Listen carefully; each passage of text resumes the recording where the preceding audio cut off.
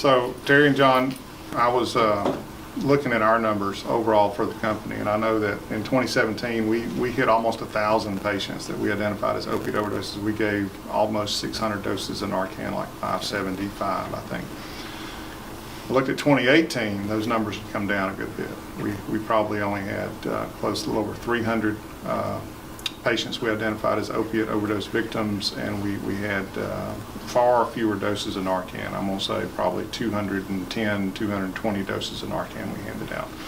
So I'm looking at that saying, wow, that's a big difference. But what are y'all working a part of the city where y'all going to run a lot of calls potentially for overdoses? Tell me a little bit about what you're seeing from your time in 2017 to now in 2018 and into the first part of 2019 about the frequency, the number of calls, number of cases that you're seeing. I would say from 2017, those numbers felt really heavy. I would say we were running, and this is just an intuitive statistic, so it's not accurate, but I bet we were running, as a company, 6 to 8 overdoses a week, and it felt like 2 of those would not be resuscitatable. Mm-hmm. So at least out of 8, 2 died. So those were probably very close to accurate numbers for 2017. Seems like it's down. It seems like it comes in spurts. Terry's a relief supervisor, so she sees actually... I see more. Because you're actually running the calls with different crews. With different crews. But I know, especially in 2017, our crew, Medic 2, probably ran at least once a week. At least. At least once a week. Now, Terry, you were on Medic 1 part of that time, too, so you were in a different part. Do you see any differences in the geography of the frequency? I ran more overdoses in Medic 1 than I do in Medic 2, yes. Okay, all right. Because most of Medic 2 is a lot of elderly people. Yeah. And when they overdose, it's more on benzos. Yeah. It's not the opioids. But I ran more overdoses at Medic 1, definitely. Okay. Quite a few more. So one interesting thing I picked up out of our data is that when 2017, we broke it down in age bands, and so the 21 to 30-year-old age band was the highest age band. But 31 to 40-year-olds were very close behind that number in 2017. In 2018, that 31 to 40-year-old age band had dropped way down. The 21-year-olds or the 20-year-olds were still leading the group of age-banded patients, but the 30-year-olds had come way down. Tell me a little bit about what y'all have experienced on calls from the age of patients that you've treated. I would say most of ours are young and white men. Yeah. I hardly ever run an African-American overdose. Especially opiate overdose. Right. Really? And most of our repeats are young men. And a few women in there, but most of them are young men. If they're older, I find that it's from they are trying to get off of pain medicine, and the laws have changed as far as what doctors can give as far as pain medicines. Mm-hmm. And so a doctor can lose his license now if he keeps chronically giving an inappropriate opioid or a strong opioid that's addictive. So those laws, and I don't know those laws, but they've changed over from 2016 to 17. That's when we started noticing. So I think what happened is these people that were addicted to painkillers and they couldn't get them legally, they started going to the street, and then you lose consistency of what you're taking, what you're getting. And I've even seen people that's addicted to pain meds switch to heroin because it's cheaper than buying illegal tabs on the street. So tell me a little bit about the places that you go and you find your overdose victims, because it seems to me from looking at the data that we run a lot more that are, I would just classify as scenes, than I do into residences. So what have been your experiences as you go and treat people?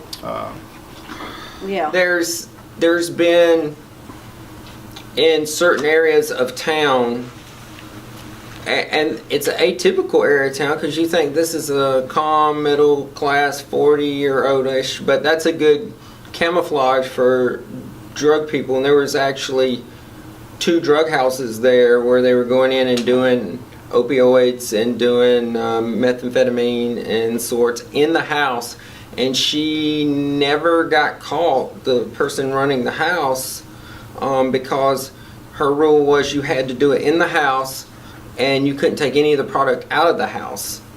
So she had, like in the 1800s, she had opium rooms where she literally put them in a room and let them hang out for a couple hours.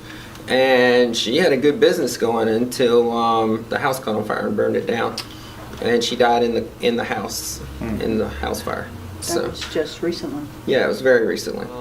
So we saw most of our overdoses coming out of that problem, and a lot of two-zone overdoses came from that area of town. The other probably outliers that we saw would be when some fresh heroin or carfentanil or something would come from out of state or other parts of the state, and they bring it in, and then we'd see like 4, 5, 6 overdoses in a 2-day period. And we're like, where's this coming from? And we know that it was the same stuff because it wouldn't react to our Narcan the same way. If it's carfentanil, you can give Narcan all day long. You're going to have to give 20 doses of it before you even resuscitate them. So we just kept seeing patterns of things. The data told me too that the more we see patients as repeat victims or repeat patients, that the more likely their chances are that we're gonna run them in a cardiac arrest situation, and they're more likely to die. Correct. So tell me a little bit about what y'all have experienced with repeat offenders, repeat patients. We have one girl we run about twice a month. Once a week? I know who you're talking about, yes. About maybe Yes. once a week. And you find it takes and you more find and her, more. and here's what's really ironic, is she is a type 1 diabetic, so when you get to her and she's unresponsive and not breathing, you don't know if it's heroin or her diabetes. And we've had both scenarios where we're thinking, oh, she's took heroin again, and her blood sugar was 12. And then we had it where, well, maybe her blood sugar is low, and we look, and she's got track marks all down her arm, and we give her Narcan and she wakes up. And so, But it usually takes more, with the first timers, just maybe half 0.5. But the longer they go, like you said, taking the drugs, it takes more and more. And They end build up giving resistance. 2, Yeah. And sometimes you have to give 4 milligrams just to get them to wake up.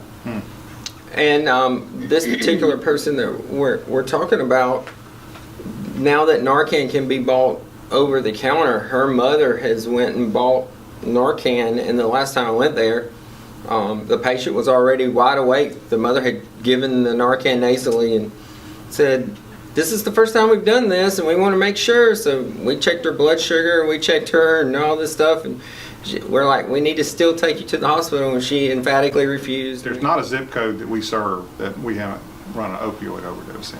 It's like it touches every different type of neighborhood. Tell me a little bit about the range of socioeconomic patients that y'all have dealt with. Say, most of the ones that I run are a lower income. A lot of them don't even work. It's either that or the ones that you run them, they're living with mom and dad in a nice neighborhood, but they don't work and they just stay home and get high, and then the parents have to deal with all that. And it's rough. I think it's rougher on the families than it is on the patient. On a personal sense, my daughter's boyfriend died from a heroin overdose, and he comes from a predominantly wealthy family. We thought this kid was straight and clean and wonderful, and we knew he had had drug problems in the past. And what we find out is if it's a cardiac arrest and they die, a lot of times they've been clean, and then when they backslide into it, they think they can take the same amount that they took when they started getting clean, and that's what normally does them in, and they end up in cardiac arrest because they don't have the immunity to it. If they've been sober, he had been sober and clean for 2 years solid, and then he landed a different job, and one of his coworkers, they were talking about it one day, and it just led to something else. It's crazy. And I've had engineers in their car overdose, not suit and tie, and taking heroin. And a lot of times they were trying to wean off of pain meds and couldn't get their pain relief. And then once they got addicted to heroin, then it was just feeding the dragon. You build up a tolerance when you take these, you know, like very little affects me because I don't take medications, but you get some people, and the longer they take them, they build up a tolerance, so it takes more and more and more. So it all depends on who they are, how long they've been taking it, and what their tolerance level is on if they are going to die. But usually, I would have to say most of our overdoses don't die. I would agree. From looking at a lot of data, I'd look at a lot more cases of overdose. The patient is not going to be fatal. It's not a fatal issue. It's a condition. It's a result of a disease, oftentimes, that is some type of an addiction or other disease process where they've taken these opioids. But I would say the frequency of when we have a fatal outcome is less frequent than when we have a patient who survives. Would you say it's 10%, 20% of the total population? I would say it's going to be 10% or less. You know, now I would say that when we were in the 2017 calendar year and we were having a lot greater frequency, our numbers, I want to say our numbers were in the 6 or 8% range, but since the 2018 numbers have been looked at and we've come down, I don't know that it's even that high.